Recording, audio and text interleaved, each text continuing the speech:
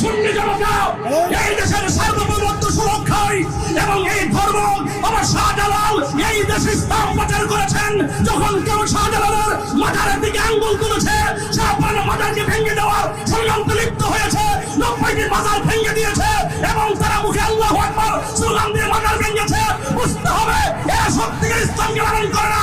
এদের হাত থেকে এই দেশে সত্যিকার ইসলামকে রক্ষা করতে গেলে আহলে সুন্নাত ওয়াল জামাতকে ঐক্যবদ্ধ হতে হবে।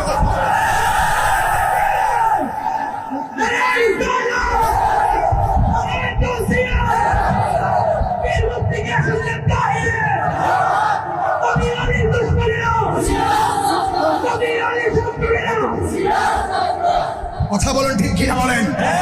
বর্ষণ আমার ভাইরা, এই বর্ষণ আমার ভাইয়েরা, সোনাইমুড়ির বাবারা, বড়ুরার বাবারা, পরিষ্কার কথা, বাধা হবে যেখানে, লড়াই হবে সেখানে।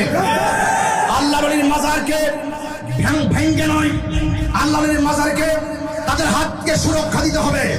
প্রয়োজনে আল্লাহর ওলির মাজারকে রক্ষা করার জন্য গ্রামে গ্রামে, জেলায় জেলায়, উপজেলায়, ইউনিয়ন পর্যায়ে প্রত্যেকটা জায়গায় জায়গায় আমাদেরকে প্রতিরোধ বাহিনী গ্রহণ করতে হবে।